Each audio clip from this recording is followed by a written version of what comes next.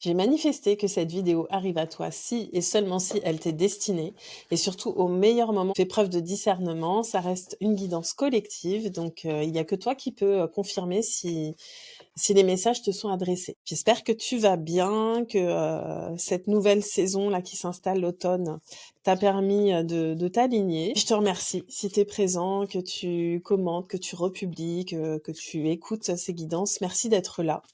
Ça n'aurait pas de sens si tu n'étais pas là. Alors, on commence avec le féminin divin, le 31, carte numéro 31. Ce qui me vient avec cette carte, c'est ce que j'ai partagé à ma tribu hier soir, le passage à l'équinoxe d'automne, en fait, qui va nous amener à aller beaucoup plus dans nos profondeurs, à aller beaucoup plus écouter notre petite voix intérieure, notre intuition, à se connecter beaucoup plus à nos parts féminines qui vont être dans la réception, le ressenti, la douceur, la tranquillité et venir se calmer du point de vue du masculin, dans le sens où on vient de passer l'été. Dans l'été, notre part masculine, elle est très active, on a envie de bouger, on a envie de faire plein de choses. Et là, on entre dans une période où la lumière va commencer à diminuer. Hier, avec l'équinoxe, on était pile poil à l'équité entre la lumière et l'ombre. Et là, on va descendre dans l'ombre. Et donc, ça va nous demander vraiment d'aller équilibrer notre féminin sacré, faire appel à notre féminin sacré pour pouvoir récolter les fruits de tout ce qu'on a mis en action et aussi pour pouvoir commencer à se préparer pour le futur cycle où là, on se remettra en mouvement, en fait. Ça demande de venir ouvrir ce cœur. Et peut-être que ces derniers temps, tu ressens des crispations, des choses qui t'irritent, c'est pour que tu puisses venir t'aligner, nettoyer ce qu'il y a à nettoyer et venir, te connecter à ton féminin, sacré qui lui, sait que, tout va bien en fait et que tu reçois naturellement, que tu es guidée, que tu es en sécurité. Voilà, c'est le message qui me venait avec cette carte. Le bien-être. Regarde, on a le bien-être et j'ai jamais fait attention qu'en fait, il y avait cette épée au-dessus des mains. Et là, en fait, on t'invite à venir trancher avec tout ce qui vient nuire à ton bien-être. Ton féminin, il ressent beaucoup là. Retrouve ton calme intérieur, cet alignement, et juste choisis ce que tu gardes ou ce que tu gardes pas. C'est pas que vis-à-vis des autres, c'est aussi dans tes propres comportements. Qu'est-ce que tu continues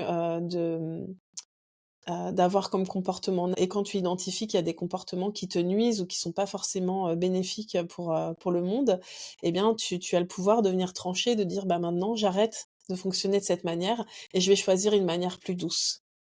Et parfois, c'est vrai que ça demande un petit peu de trancher, mais surtout de venir s'observer sans se juger et simplement décider qu'on peut faire différemment quand on constate qu'il y a des choses qui ne nous servent plus, en fait, qui sont plus utiles à notre évolution et surtout qui nous éloignent de ce bien-être. La divergence. On est vraiment sur un message d'alignement. En fait, plus tu t'élèves en fréquence, plus tu deviens, connecté au monde, moins tu peux accepter des choses qui sont pas alignées à ton essence. Parfois, des choses que tu acceptais, que tu tolérais depuis longtemps, d'un seul coup, tu les supportes plus.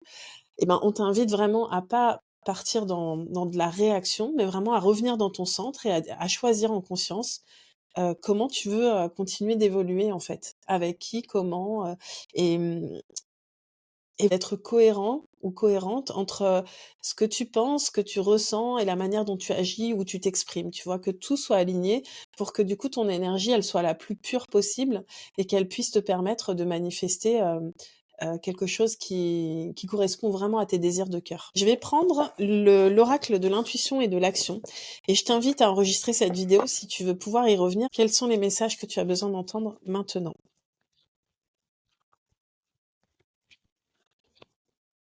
L'art de s'unir.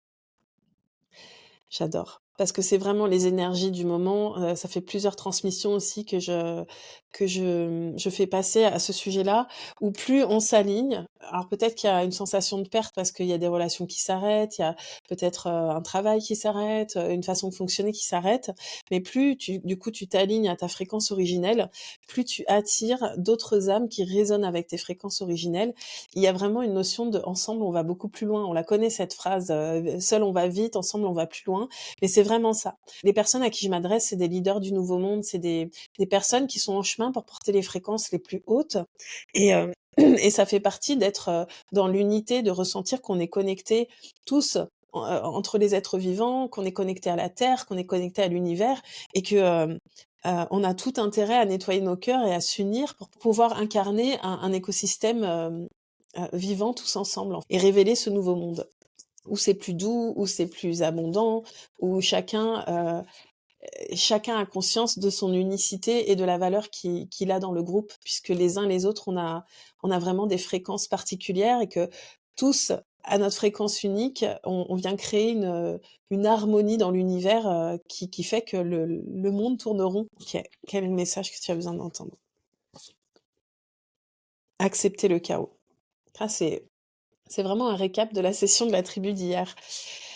Le chaos, en fait, c'est un désordre apparent, mais le chaos, il est utile pour différentes raisons. Déjà parce que quand il y a du chaos dans ta vie, c'est un reflet de quelque chose qui est chaotique, à l'intérieur de toi. Peut-être des blessures qui remontent, peut-être des situations que tu as acceptées et qui sont pas justes ou qui le sont plus. Avant de pouvoir créer quelque chose de nouveau, on passe par cette phase de chaos. Je vais te prendre un exemple, tout simple, mais, dans cette pièce, en fait, j'ai changé toute la disposition des meubles il y a quelques mois et avant que ce soit un endroit, du coup, où je me sente bien, la phase où j'ai tout, bougé, c'était le chaos dans la pièce. Ça donnait pas envie d'y être. Mais il a fallu que je passe par cette phase de chaos pour qu'ensuite tout pouvoir mettre à sa place. Et là, c'est un peu ce qu'on te transmet. Tu vois, si dans ta vie, il y a des choses qui ne sont pas alignées, tu passes par une phase de chaos pour pouvoir y voir plus clair, faire le tri et ensuite l'ordre arrive après le chaos. C'est dans le chaos que tu peux créer autre chose. Et c'est la carte 40, donc tu vois, il y avait vraiment cette notion de, en fait, tout ce qui n'est pas stable dans ta vie, vu les fréquences énergétiques qu'on reçoit, ça va forcément bouger et te donner cette sensation de chaos, mais tu peux retrouver la paix dans le chaos et juste te centrer sur, OK, là, il y a tout qui bouge, mais finalement, est-ce que c'est pas un mal pour un bien? Et qu'est-ce que je désire vraiment? Est-ce que je m'agrippe à l'ancien ou est-ce que je profite de cette mise à jour pour pouvoir, me libérer de ce qui ne me convient plus et venir me connecter à des fréquences plus hautes et à une réalité qui, elle, va me convenir beaucoup mieux, en fait, qui sera alignée à qui je suis. C'est riche, hein. J'en prends une dernière et puis je vais lire le livret La procrastination. Qu'est-ce qu'on nous dit?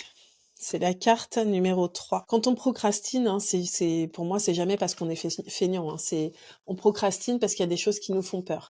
Et ce que je sais aussi, c'est que souvent, c'est quand on va aller traverser ses plus grandes peurs qu'on a nos plus belles réussites derrière aussi, tu vois? Plus tu as peur de quelque chose, plus le bénéfice en traversant cette peur, il va être important aussi. Alors la procrastination, vous remettez à demain ce que vous pourriez réaliser aujourd'hui. Vous avez certainement peur d'accomplir une action et de vous tromper, ou encore vous préférez pratiquer une autre activité beaucoup plus intéressante.